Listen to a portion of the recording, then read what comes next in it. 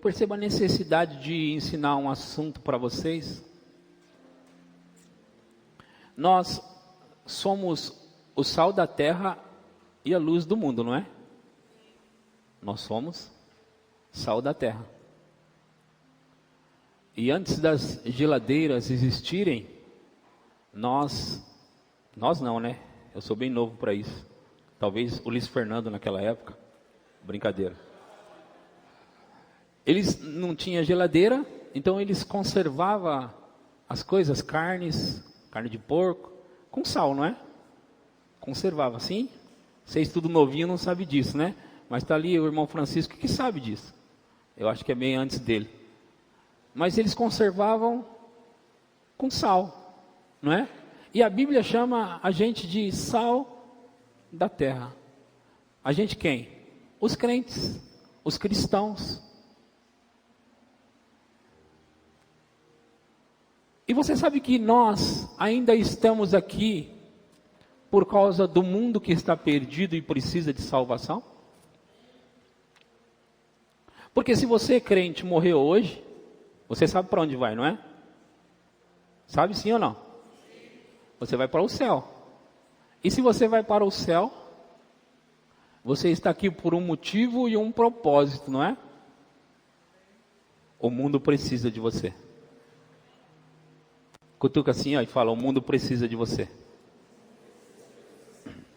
Vocês sabem disso, que o mundo precisa de vocês?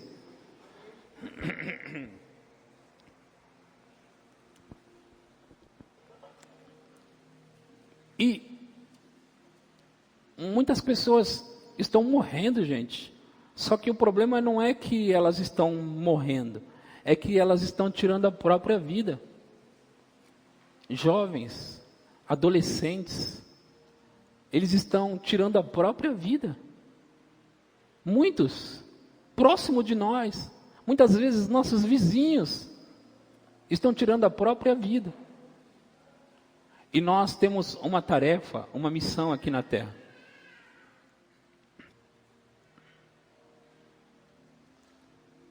Eu quero mostrar algumas coisas para você na Bíblia hoje, que vai fazer uma diferença e vai fazer você se levantar de tal forma, como um agente do céu, para paralisar as obras do diabo. Porque quem está causando essas coisas é o diabo. Deixa eu dizer isso para você. Quando numa região começa a acontecer a mesma coisa, que nem essa região está acontecendo, vários jovens se matando, se enforcando, se jogando de prédios e de pontes. Quando essas coisas começam a acontecer, então é uma obra estratégica de espíritos malignos que estão convencendo essas pessoas de tirar a própria vida. Eu ouvi também que um jovem em 2014 tinha se matado. E aí esse ano o irmão dele se matou também, porque disse que o irmão estava chamando ele. Nós sabemos que isso não é verdade. Nós sabemos que a pessoa que morre não volta para falar com ninguém. Vocês sabem disso, não é? Não, alguém que morre não vem falar com você. Mas aquele homem, ele começou a ouvir vozes do irmão dele, dizendo que ele precisava também, que ele estava esperando.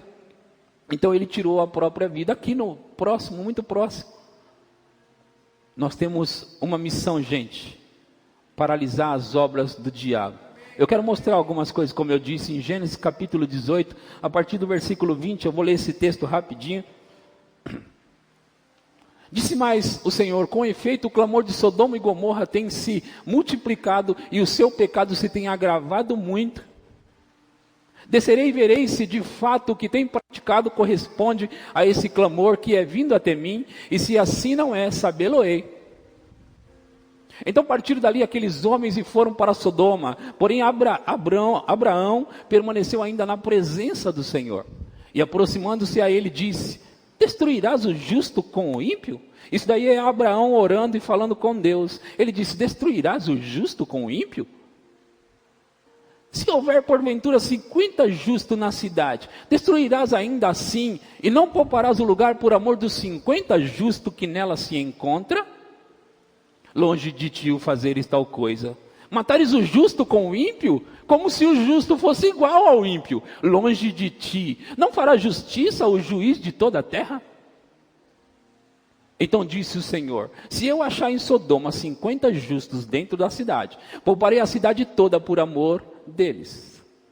Disse mais Abraão: eis que me atrevo a falar ao Senhor, eu que sou pó e cinza. Na hipótese de faltarem 5 para 50 justos, destruirás por isso toda a cidade? Ele respondeu: não a destruirei se eu achar ali 45 justos. Disse-lhe ainda mais Abraão: e se porventura houver ali 40? Respondeu: não farei por amor dos 40. Insistiu: não se ire o Senhor. Falaria ainda: se houver porventura ali 30? Respondeu o Senhor: não farei se encontrar ali 30. Continuou Abraão: eis que me atrevi a falar ao Senhor, se porventura houver ali 20? Respondeu o Senhor: não a destruirei por amor dos 20. Disse ainda Abraão: não se ire o Senhor, se lhe falo somente mais esta vez. Se porventura houver ali 10? Respondeu o Senhor: não a destruirei por amor dos 10. Tendo cessado de falar a Abraão, retirou-se o Senhor, e Abraão voltou para o seu lugar. Nós estamos vendo aqui a história das cidades de Sodoma e também a cidade de Gomorra, que ela acabou sendo destruída. Mas aqui está havendo uma intercessão, uma oração de Deus, de Abraão a Deus, pedindo para poupar a cidade. Na verdade, ele disse para Deus: se houver 10 justos, ele parou em 10, ele disse: se houver 10 justos na cidade, o Senhor ainda vai destruir a cidade? Ele disse: não, se houver 10, eu vou poupar. E nós vemos aqui nesse versículo que, tendo cessado Abraão de orar ou de falar, tendo parado ele de falar, então o Senhor se retirou. E quando o Senhor se retirou, não havia na cidade 10 justos. Então a cidade de Sodoma e Gomorra, as cidades foram destruídas. Mas essa história mostra para nós algumas coisas.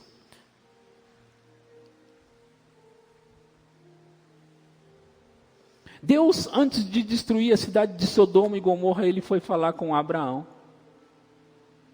Nos versículos anteriores que eu não li, ele disse: será que eu esconderia alguma coisa que estou para fazer de Abraão? Então ele começou a falar com Abraão e falar para ele o que ia fazer. Foi aí que Abraão começou a orar e interceder pelo povo.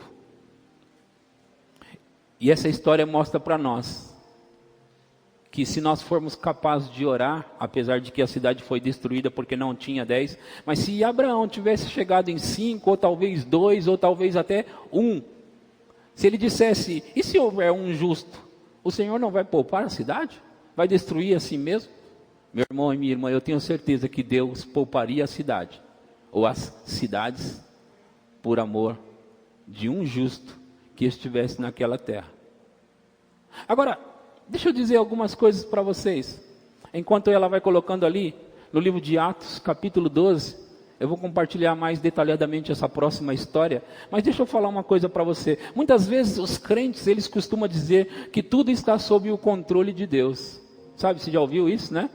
Que tudo está na mão de Deus, tudo está sob o controle de Deus. Mas eu queria dizer para você que não está, não. Não está no controle de Deus, não. Porque em 1 Timóteo capítulo 2, versículo 4, a Bíblia fala que Deus deseja que todo homem seja salvo. E que chegue também ao pleno conhecimento da verdade. Veja, Deus deseja que todo homem seja salvo. E que também chegue ao pleno conhecimento da verdade. A minha pergunta é: então por que ele não faz isso? Se ele deseja, se é o desejo dele, e nós costumamos dizer que basta Deus querer, se ele quiser ele faz tudo. Nós dizemos isso. Então se Deus faz o que ele quer, por que ele não salva todos logo, já que ele quer que todos sejam salvos? Ele não faz isso, porque ele não pode fazê-lo. Mas por que ele não pode? Eu vou passar rapidamente para dizer para você que no livro de Gênesis, Deus entregou o domínio da terra ao homem. E disse Deus: façamos o homem à nossa imagem, conforme a nossa semelhança, tenha ele domínio sobre os peixes do mar, as aves dos céus e sobre toda a terra. Em Salmos está escrito que os céus são os céus do Senhor, mas a terra ele deu aos filhos dos homens. Então quer dizer, ele entregou o domínio, a autoridade da terra ao homem. É claro que nós sabemos que o homem entregou o domínio, a autoridade da terra a Satanás, lá em Gênesis, no jardim do Éden. Então Satanás passou a ser o Deus desse século, como diz 2 Coríntios 4:4. Paulo declarou, nos quais o Deus desse século cegou o entendimento dos incrédulos, para que não resplandeça a luz do evangelho da glória de Cristo. Quem é o Deus desse século? Não tenha medo, você sabe quem é o Deus desse século? Sim, é o que a Bíblia diz, então nós temos que ir pela Bíblia. Mas nós sabemos também que Jesus veio e tomou o domínio de volta. E ele disse, é-me dado todo o poder nos céus e na terra, portanto, ide. Em outras palavras, eu estou devolvendo o domínio da terra para vocês. Agora eu quero mostrar essa história para você. Vamos lá. Atos capítulo 12, versículo 1. Vamos compartilhar dessa história e pensar sobre ela. Eu quero que você pense. Está escrito assim, por aquele tempo mandou o rei Herodes prender alguns da igreja para os maltratar, fazendo passar a fio de espada a Tiago, irmão de João. Para um pouquinho só lá no versículo 2. Aqui está dizendo que o rei Herodes, ele começou a maltratar, perseguir os cristãos. Ele começou a fazer isso. E o texto está dizendo que ele passou a fio da espada Tiago, irmão de João. Quem é esse Tiago, irmão de João? É aqueles lá, os filhos de Zebedeu. Tiago não era alguém comum, não. Entre os 12 discípulos, haviam 3 que eram os mais chegados de Jesus, os mais próximos. E entre eles era Tiago, Pedro, Tiago e João. Tiago era irmão de João, como está escrito ali. Então essa pessoa, esse Tiago que foi morto, a mando do rei Herodes, ele era alguém muito especial e querido de Jesus. Quando Jesus, a semana passada eu preguei e ensinei isso, que quando Jesus subiu ao monte, e ele foi transfigurado, e apareceu diante dele Moisés e Elias, tinha 3 pessoas lá com ele, com Jesus, Pedro, Tiago e João. Esse é o Tiago, o mesmo Tiago que foi decapitado, que foi morto. Então eu pergunto para você, se ele era tão querido por Jesus, por Deus, aonde estava Deus nessa hora? Aonde estava Jesus? Porque Jesus não fez nada?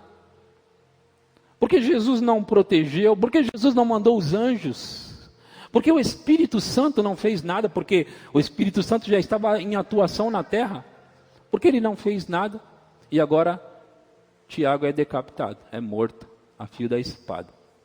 No versículo seguinte, diz, vendo-se isto agradável aos judeus, os judeus gostaram, porque os judeus estavam perseguindo a igreja. Herodes então achou bom isso. Então ele prosseguiu prendendo também a Pedro, e eram os dias dos pães asmos. Tendo-se feito prender, lançou-o no cárcere, entregando-o a 4 escoltas de 4 soldados cada uma, para o guardarem, tencionando apresentá-lo ao povo depois da Páscoa. O rei Herodes, ele percebeu que os judeus gostaram, que ele mandou matar Tiago. Já que os judeus gostaram, vamos pegar mais um. Então agora eles pegaram Pedro, e ele guardou Pedro com 4 escoltas de soldados. E nessas escoltas, em cada uma delas havia 4 soldados. Então no total eram 16, eles deveriam fazer turnos, né? Turnos de 6 em 6 horas talvez. Então eles guardavam a Pedro. Eles ficavam com Pedro o tempo todo.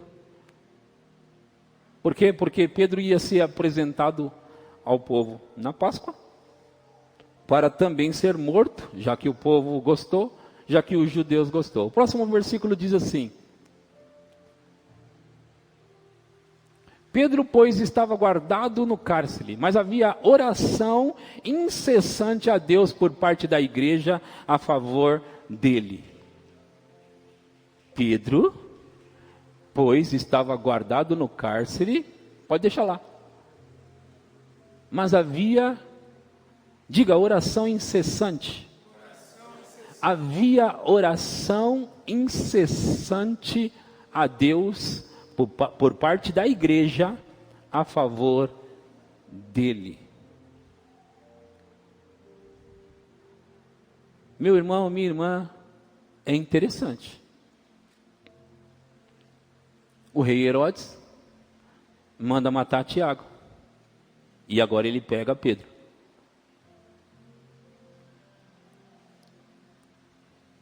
E a partir de então, a igreja começa a fazer oração incessante a favor de Pedro.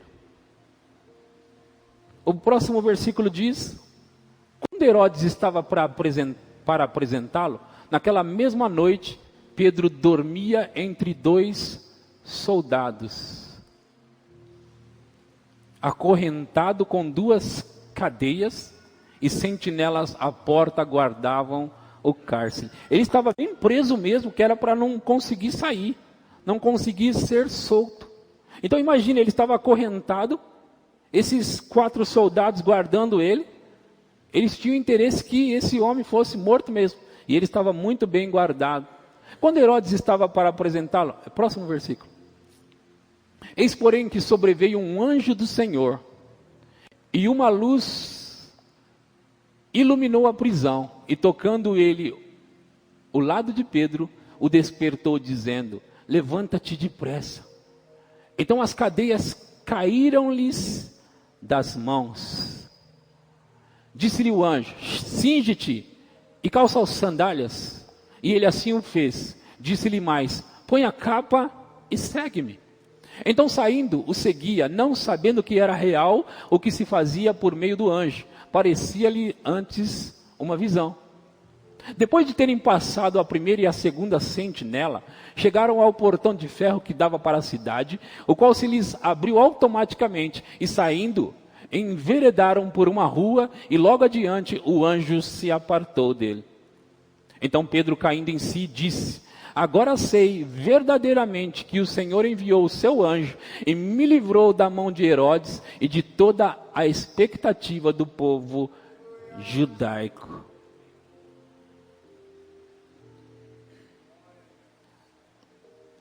Se a gente olha esse texto, essa história, do capítulo 12, do livro de Atos, a gente começa a pensar, se a gente olha com a nossa mentalidade, do jeito que anda por aí, a gente começa a pensar o seguinte: Deus, Jesus, o Espírito Santo, o anjo, não se importava muito com Tiago. Mas agora com Pedro, não. Pedro era o Papa, o grande Papa. Então, é claro que Deus tinha que salvá-lo, porque ele era Pedro. Mas veja, meu irmão e minha irmã, não é bem por aí não. O que aconteceu de diferente é que a igreja incessantemente orava por ele. É tanto que esse homem Pedro, ele vai, e na primeira casa que ele chega, ele vai encontrar os irmãos, ele bate na porta, eles estão lá dentro fazendo o quê? Orando incessantemente. Por quem? Por Pedro. Eles estão orando para que haja proteção, para que haja guarda sobre a vida de Pedro. E veja que, naturalmente falando, era impossível esse homem Pedro ser solto. Naturalmente falando, não era possível mesmo. Mas a igreja estava orando. E a oração é algo que move céus, move terra e faz o impossível. A oração faz o que é impossível acontecer. E foi nesse cenário que o anjo apareceu. E foi nesse cenário que o anjo veio livrar. E veja, ele tinha correntes, meu irmão, minha irmã, ele tinha correntes. Ele tinha guarda cercando ele. Ele estava dentro de uma prisão trancada, os portões estavam trancados.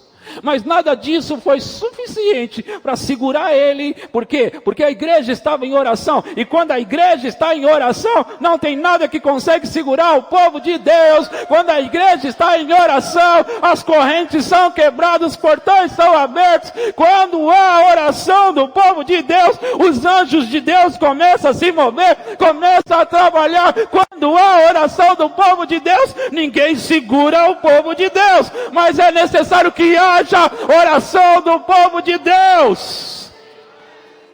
É necessário que haja oração. Deus não vai fazer só por fazer, porque Ele não pode. O domínio, a autoridade nessa terra está ainda nas mãos dos homens. Por mais que Deus queira, Ele não pode simplesmente chegar aqui. A Bíblia diz,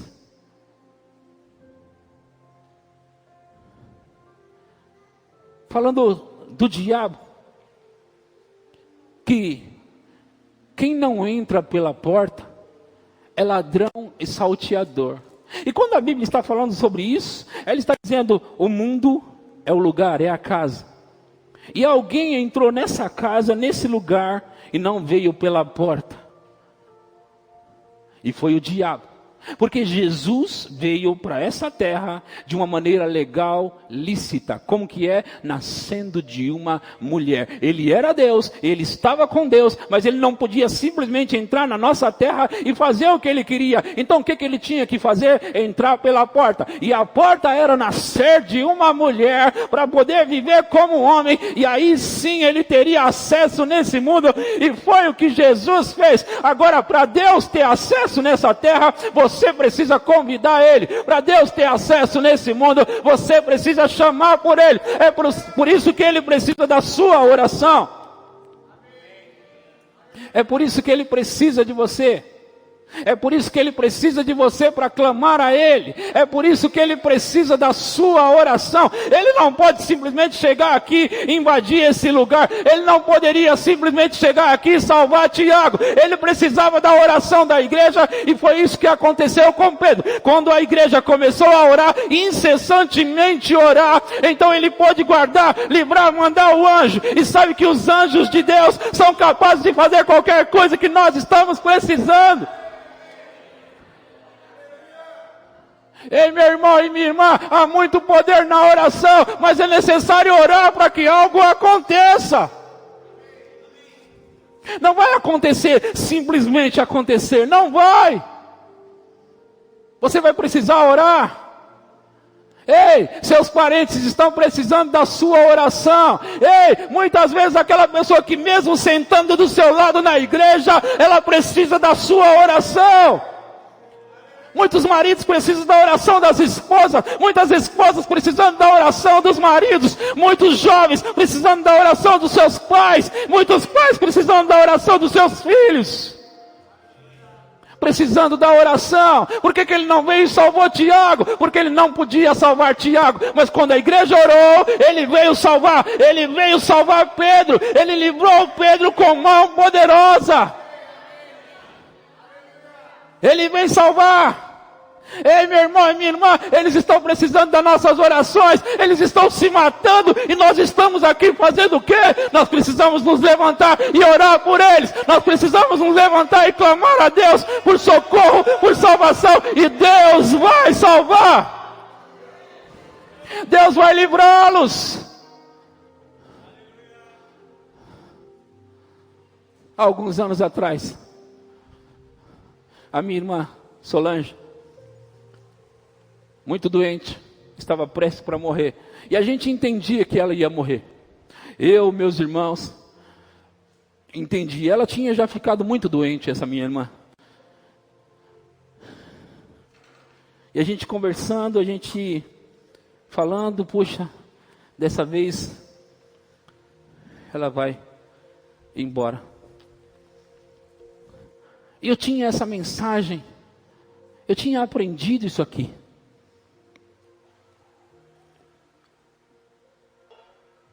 E eu fui para casa, fui deitar de noite, hora de dormir eu não estava conseguindo dormir. Eu não conseguia pensar que a minha irmã estava prestes a deixar a gente aqui. E sabe, um espírito de oração veio sobre mim. Sabe? Um espírito de oração, sabe como que é isso? Veio sobre mim aquela intercessão.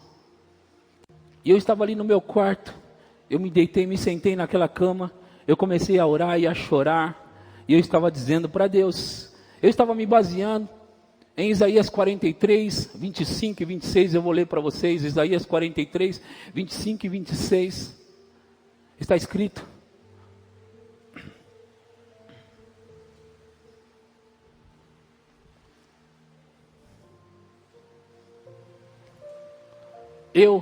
Eu mesmo sou o que apaga as tuas transgressões por amor de mim, e dos teus pecados não me lembro. Desperta-me a memória, entremos juntos em juízo, apresenta as tuas razões para que possas justificar-te.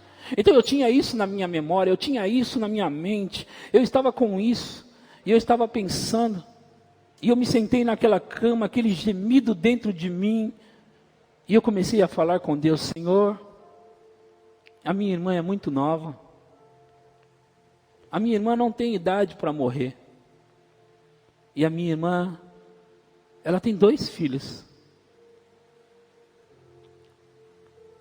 e ela que cria os filhos dela. Eu estava falando, hoje eu estou falando assim com você, mas não era assim que eu estava falando. Eu estava chorando, eu estava intenso, e eu estava dizendo para Deus: ela não pode morrer.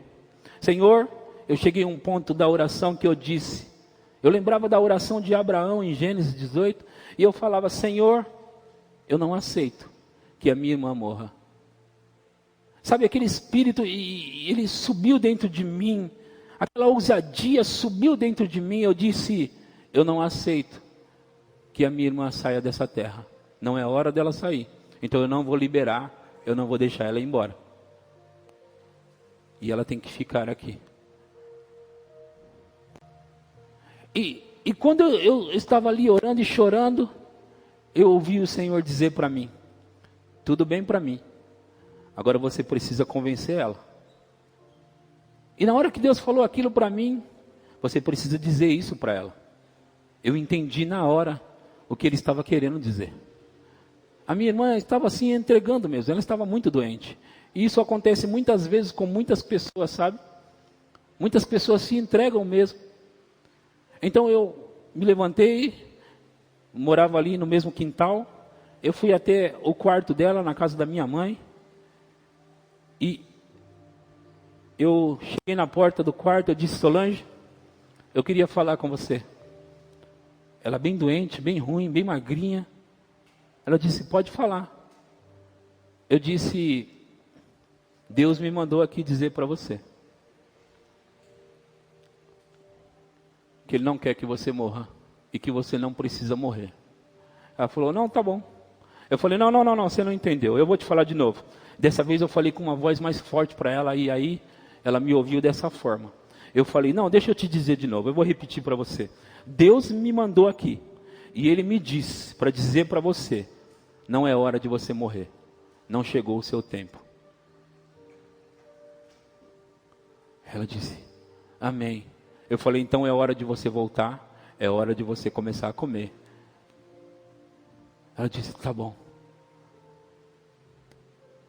E daquela hora em diante, a cura no corpo da minha irmã começou, e ela ficou bem.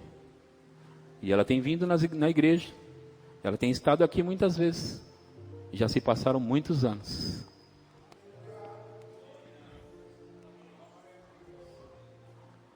Nós podemos impedir muitas coisas de acontecer, gente. Nós temos a autoridade que nós não temos nos apercebido. Muitas coisas têm acontecido porque nós temos deixado acontecer.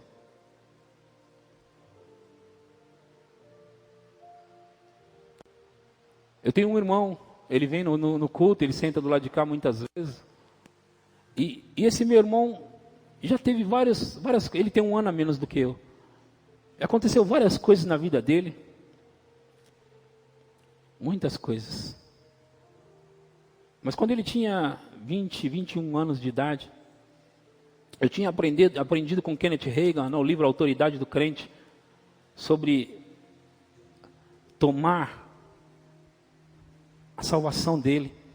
E eu disse: Satanás, a partir de hoje, eu chamo esse meu irmão para a salvação. E eu digo isso: acabou o seu domínio na vida dele. Eu quebro o seu poder. E eu chamo ele para a salvação a partir de hoje. E sabe, alguns meses depois eu estava lá na igreja dos pais da Viviane. Estava congregando lá naquele ano de 99. E eu estava pregando num culto de jovem, eu tinha convidado ele. E ele foi no culto. Eu estava pregando. E quando eu fiz o apelo para a salvação, aquele meu irmão veio, foi a única pessoa que veio para receber a Jesus. E sabe, você não faz ideia do que é aquilo, do que aquilo significa para você. Já aconteceram várias coisas na vida dele. Eu lembro de uma vez, depois disso, porque ele ficou pouco tempo também na igreja. E eu lembro que aquele grupo, aquela facção criminosa que ronda em São Paulo, eles pegaram ele para uma reunião. E tinha alguém que estava acusando ele. E agora ele foi para aquela reunião. E sabe como que é que termina isso, não é? Mas nós temos uma família crente. Ele tem irmãos cristãos. E nós nos colocamos de joelho, nós oramos por ele. E sabe, eles não acharam nada contra ele. Aconteceram várias situações relacionadas a isso com ele mesmo, mas nós nunca paramos de orar. Sabe, meu irmão e minha irmã, as coisas não precisam ser de qualquer jeito na nossa família. Se Deus ia poupar uma cidade por amor de 10 justos, o que Ele não faria pela sua família por causa de você? O que Ele não faria pela sua família? Nós temos um poder do qual nós não estamos tirando proveito. Nós não estamos tirando proveito, meu irmão e minha irmã. Mas nós podemos fazer muito. Nós podemos paralisar as obras do diabo na nossa família, na nossa casa, nos nossos parentes. E não somente isso. No nosso bairro, na nossa vila, na nossa rua. Nós podemos paralisar as obras do diabo. E nós temos tal poder em nossas mãos. Nós podemos comandar como vai ser. Nós podemos dizer como vai ser. Deus está do nosso lado e Ele precisa de nós. Ele precisa da nossa oração. Ele precisa que nós entremos na brecha. Deus está do nosso lado. Eu vou mostrar alguns versículos para você. Ezequiel 22:30. Ezequiel 22:30.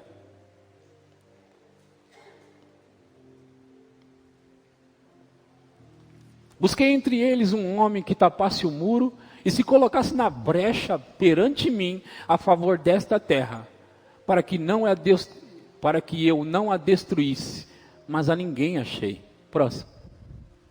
Por isso eu derramei sobre eles a minha indignação, com o fogo do meu furor os consumi. Fiz cair sobre a cabeça o castigo do seu procedimento, diz o Senhor.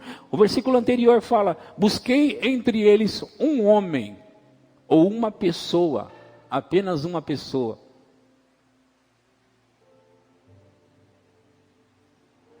que tapasse o muro e se colocasse na brecha perante mim, a favor desta terra. Eu estava falando que você era suficiente para a sua família, para os seus parentes, para a sua rua, para o seu bairro. Mas na verdade a Bíblia está dizendo que você é suficiente para essa terra.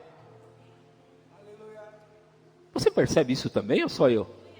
Você é suficiente para essa terra. Busquei entre eles apenas um. Alguém que se colocasse na brecha. O que significa? Você, a terra e Deus. Você entre Deus e a terra. Não, Senhor, não. Não, Senhor, ainda não. Conserva, Senhor, a sua ira. Deus vai poupar pessoas por causa de você.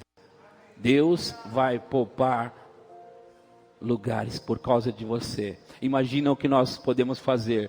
Diga sobre a sua casa, diga sobre a sua rua. Aqui não, Satanás, acabou. A partir de hoje, acabou. Você não domina aqui, quem domina sou eu. Porque eu tenho o favor de Deus, porque eu tenho o nome de Jesus, porque eu tenho a salvação de Deus, porque eu tenho o poder da oração. Eu tenho, e eu digo, Satanás, cessa as suas manobras nessa cidade, cessa as suas manobras nesse lugar, cessa as suas manobras nessa região, cessa as suas manobras, diabo. Nós podemos ir longe, meu irmão e minha irmã. Começa a tirar proveito na sua casa, começa a tirar proveito dos seus, no sentido de você orar por eles e ver a salvação do Senhor por eles. Começa a orar, se coloque na brecha, se coloque entre você e a pessoa e Deus. Deus vai poupar, por amor de você, Deus vai poupar. Ei, aleluia, aleluia. Vamos ler Isaías 64, 7. Isaías 64, 7. Aleluia, você está aprendendo alguma coisa hoje aqui? Eu estou só no raso, meu irmão e minha irmã. Calma que nós vamos descer mais fundo. Não, diz que eu só estou no raso, meu irmão e minha irmã. Nós vamos mais fundo nessa pregação de hoje. Nós vamos descer em níveis mais profundos da intercessão hoje aqui. Nós vamos chegar em níveis mais profundos, porque nós temos que fazer isso. Aleluia.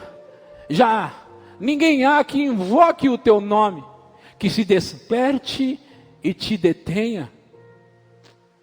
Porque esconde de nós o rosto e nos consome por causa das nossas iniquidades.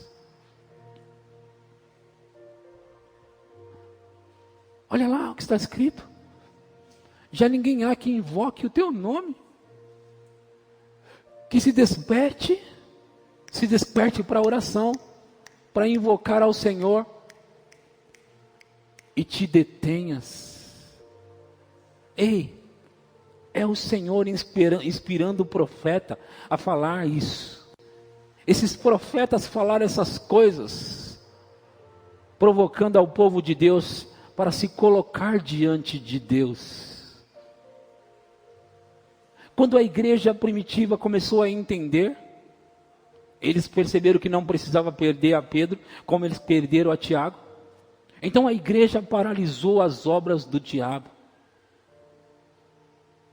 A igreja pode paralisar as obras do diabo, meu irmão e minha irmã. E a igreja deve fazer isso.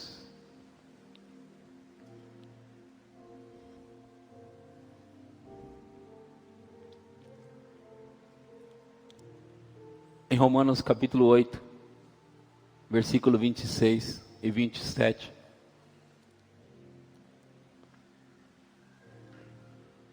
Romanos 8, 26 diz assim: também o Espírito semelhantemente nos assiste ali, ajuda, auxilia em nossa fraqueza.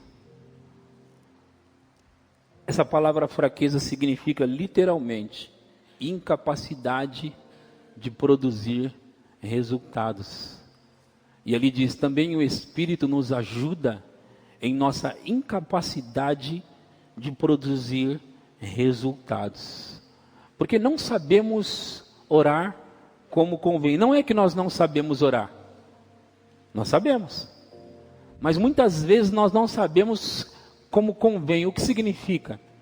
Que tem coisas que a gente às vezes desconhece, ou a forma de orar sobre aquilo. Situações e circunstâncias que a gente não sabe o que está acontecendo. Por exemplo, um parente seu, de repente você não sabe como orar sobre ele ou sobre aquilo, aquela situação, aquela circunstância. Então ele diz também, o Espírito semelhantemente nos ajuda em nossa fraqueza, incapacidade de produzir resultados. resultados. Porque não sabemos orar como convém, mas o mesmo Espírito intercede por nós sobremaneira com gemidos inexprimíveis. Esse intercede por nós, meu irmão e minha irmã, não é o Espírito Santo ali, a parte de nós, ele orando por nós, não é assim. Porque muitas pessoas pensam que o Espírito Santo está ali num cantinho, de repente, orando pela gente. Não, não, ele nos ajuda, nos auxilia, quer dizer, há uma participação nossa com a participação dele. Ele nos ajuda em nossa incapacidade de produzir resultado. Porque nós não sabemos orar como convém. Mas o próprio Espírito intercede por nós, juntamente conosco, com gemidos inexprimíveis. O que significa esses gemidos inexprimíveis? Gemidos que não podem ser expressos por meio de palavras articuladas. Palavras do dia a dia, as palavras que a gente tem e conhece, as linguagens da terra. O Espírito nos ajuda e nos auxilia. E ele traz esses gemidos que não podem ser expressos por meio de palavras articuladas. Gemido. Alguém aqui já gemeu assim no Espírito? E você sabia, você estava ali gemendo, e você estava ali orando, e um peso de intercessão, uma oração estava dentro de você, um choro subia na sua garganta, algo subia de dentro de você, aquilo era gemido, e você literalmente gemeu. Alguém já passou por isso? Levanta a mão para mim saber. Algumas pessoas já passaram por esses gemidos na intercessão, gemidos que brotam de dentro de você, e você não sabe exatamente o que é, você só sabe que esse gemido está ali, e você precisa orar. Também o Espírito nos ajuda em nossa fraqueza, porque nós não sabemos orar como convém, mas o próprio Espírito, ele intercede por nós, de uma maneira sobrenatural, com gemidos inexprimíveis. Meu irmão e minha irmã,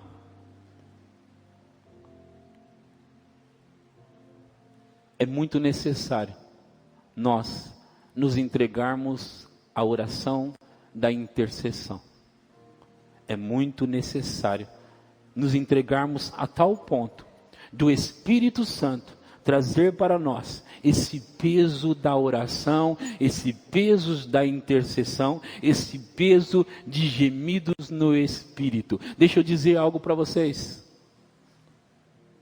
Tem muitas situações que nós não estamos conseguindo lidar com elas, não sabemos como orar, não sabemos o que fazer, mas eu vim dizer para você, nós precisamos nos colocar na oração e dizer: Pai, eu tenho essa situação, eu tenho a minha mãe, meu pai, meu irmão, meu filho, meu marido, minha mulher, eu tenho essa situação daquele meu amigo, do trabalho, disso, daquilo, e eu gostaria, Pai, de orar sobre essa questão, mas eu não sei como fazê-lo. Então, eu vou orar em outras línguas aqui, Senhor, e eu peço que o Espírito Santo pegue comigo nisso. Então você começa a orar em línguas.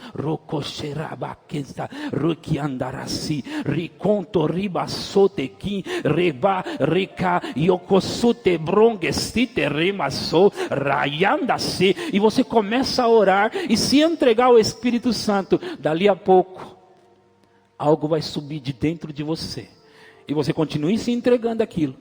Esse gemido, esse orar profundo vai subir de dentro de você, e você se entrega nessa oração, você se entrega, porque é o Espírito te levando a interceder por algo ou por alguém, é o Espírito te levando a orar por aquela situação a qual você queria, é o Espírito te levando, você precisa se entregar até que algo aconteça, mas não se preocupe com o tempo, que para você, se for 5 horas, vai parecer que você orou 5 minutos, então não tem importância, você vai até gostar de estar sendo usado pelo Espírito Santo, para orar nesse nível profundo de oração e de intercessão. Então você se entrega nessa oração, e aí você vai com Deus navegando na oração, e Ele vai te levar até a vitória, até algo acontecer, até que Ele diga: agora acabou, agora chega, agora vai acontecer, agora está liberado, agora está aberto, agora vai dar certo, agora vai funcionar, agora ele vai se converter, ela vai se converter, agora vai salvar, agora vai, agora vai, agora vai. Nós precisamos entrar nesse tipo de oração profunda no Espírito.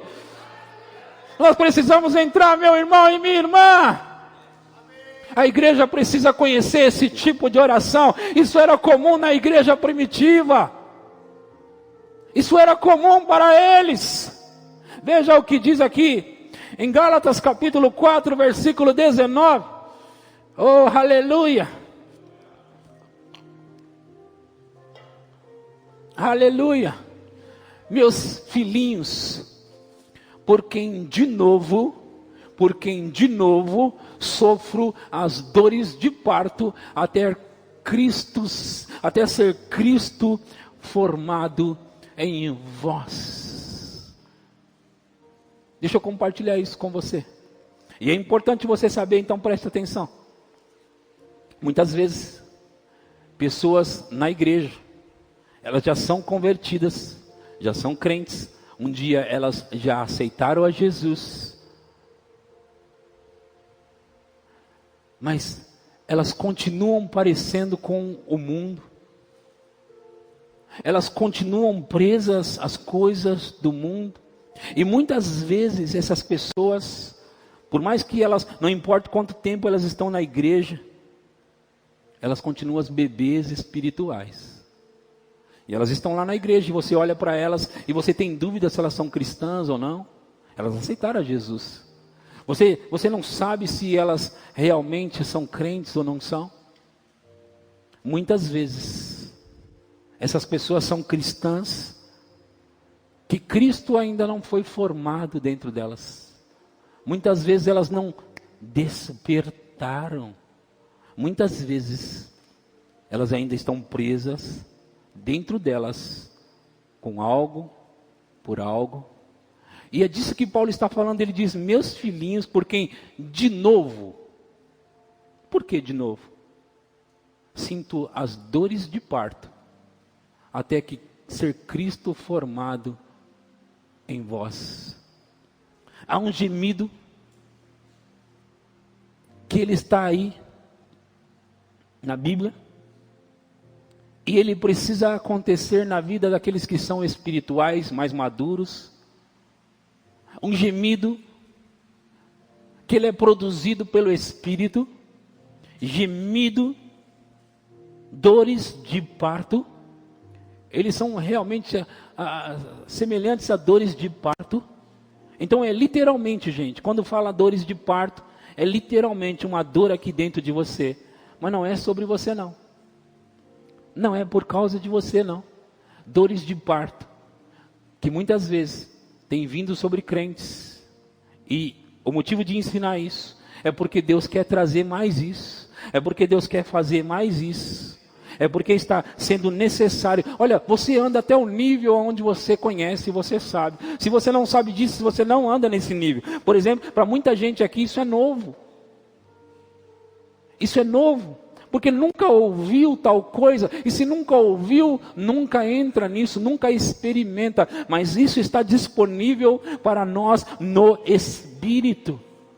Isso está disponível para nós. E sabe, deixa eu dizer para você, às vezes,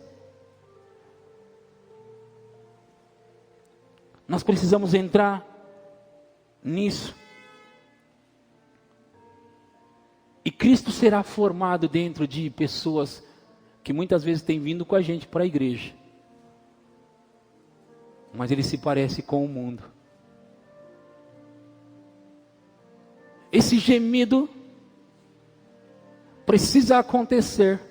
Essas dores de parto precisa acontecer na vida dos santos, os santos de Deus, gemidos, entregar-se à oração no Espírito, entregar-se à oração em outras línguas, entregar-se a esse gemer e sentir as dores de parto, até Cristo ser formado na vida desses crentes.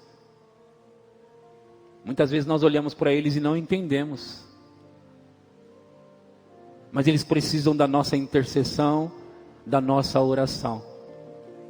Eu tenho certeza, meu irmão e minha irmã, que Deus vai começar a trazer esses gemidos para vocês, para nós. Eu tenho certeza que isso vai subir de dentro de nós. Eu tenho certeza que vai começar a acontecer. E muitas vezes, muitas pessoas vão passar dias com esse gemido orando e orando e orando. Pessoas vão passar noite, pessoas vão passar a tarde orando, pessoas vão passar a manhã orando. Não vão nem perceber o tempo, não vão nem perceber as horas. Simplesmente vão estar ali orando, gemendo e chorando, orando, gemendo e chorando.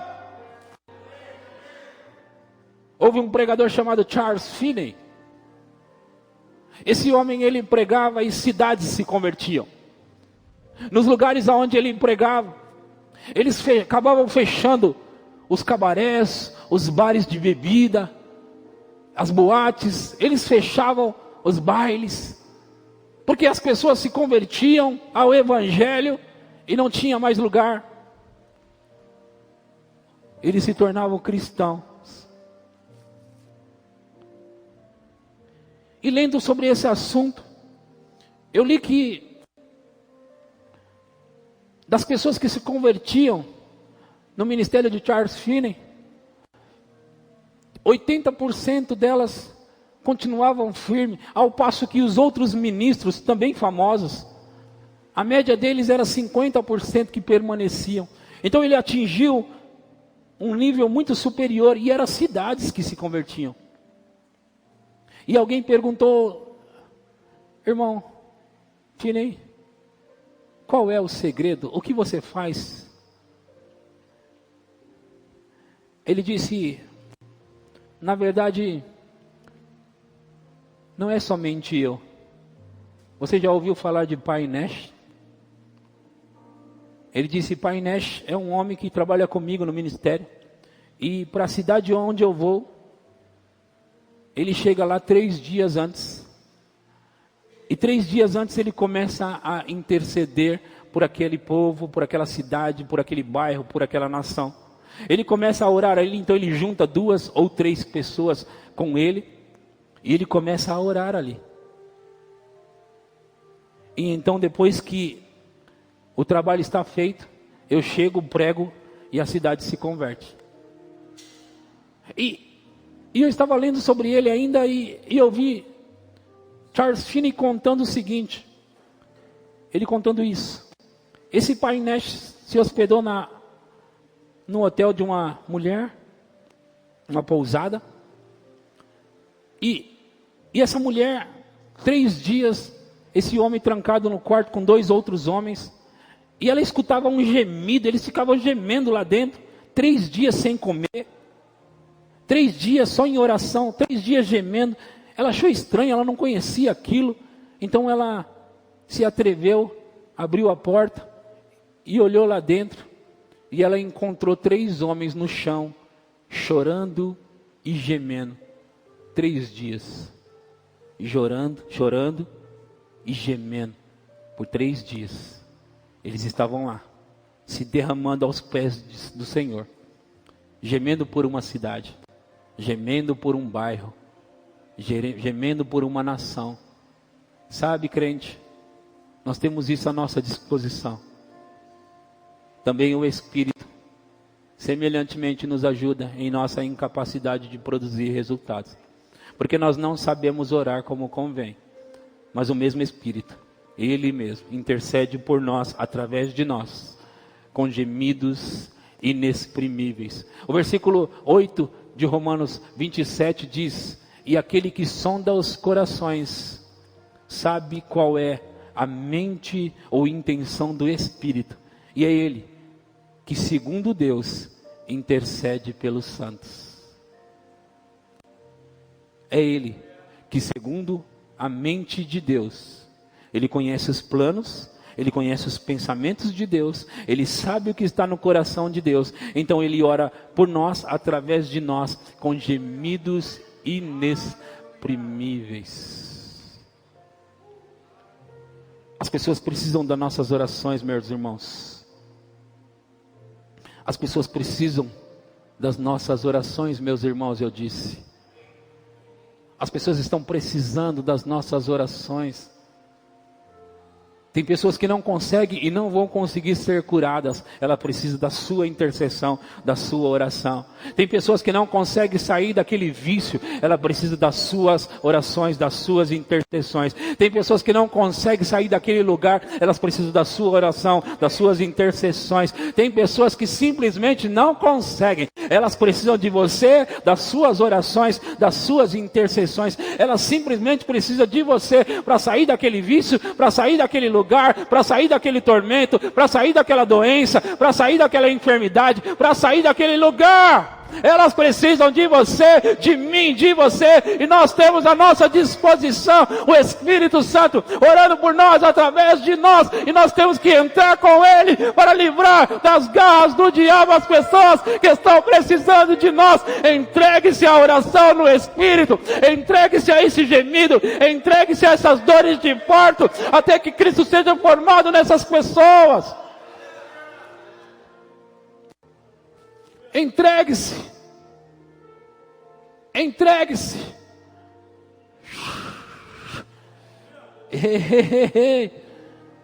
Aleluia.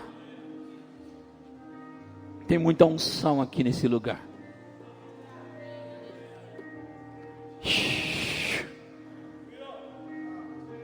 Eu vou encerrar com Hebreus 4:16. Hebreus 4:16. Aleluia. Enquanto isso a banda vem chegando aqui, eu vou ler esse versículo, a banda vem subindo aí, vem chegando. Aleluia. Aleluia. Aleluia. Diz: acheguemo-nos, portanto, com confiança, confiadamente, junto ao trono da graça, a fim de recebermos misericórdia e acharmos graça para socorro em ocasião oportuna. Eu vou ler de novo. Acheguemo-nos, portanto, confiadamente, junto ao trono da graça, a fim de recebermos misericórdia e acharmos graça para socorro em ocasião oportuna. Meus irmãos, o que eu ensinei hoje para você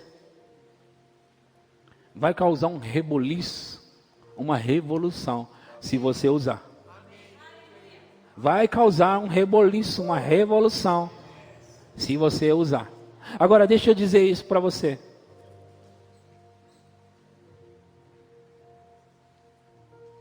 Nós vamos ter uma amostra. Sabe quando você tem um shampoo e alguém te entrega apenas um brinde, uma amostra, um sachê? Sabe? Ainda é o shampoo ali, certo? Mas é apenas uma amostra, um pouquinho. Nós vamos ter um pouquinho hoje aqui, porque não é possível nos entregarmos como nós gostaríamos, porque eu sei que você entendeu. Mas hoje nós podemos escolher uma pessoa da nossa vida. Você escolhe, eu escolho. Nós podemos escolher alguém e nós vamos orar por essa pessoa. Você vai orar por ela, pela sua pessoa, eu vou orar pela minha, o outro vai orar pela outra pessoa. Ok, você não precisa falar isso para ninguém. A banda vai tocar, mas eu quero que você ore por aquela pessoa, interceda por aquela pessoa e paralise os planos do diabo na vida daquela pessoa. E depois disso nós vamos ter testemunhos. Nós vamos ouvir desses testemunhos. Alguém vai dizer: eu orei por fulano naquele dia e pum, Deus fez. E outro vai dizer: eu orei por a minha irmã, meu irmão, meu tio, meu pai, meu amigo. Eu orei por aquela pessoa, eu orei. E nós vamos ver os resultados, meus irmãos. Use e utilize o que você aprendeu. Fique de pé. Na verdade, você vai poder orar como você quiser. Se quiser orar ajoelhado, deitado, sentado, andando, você vai poder fazer isso. Nada como você ouvir uma mensagem e poder praticar o que você ouviu. E você nunca mais vai esquecer essa mensagem. Nunca mais você vai esquecer o que ouviu hoje aqui.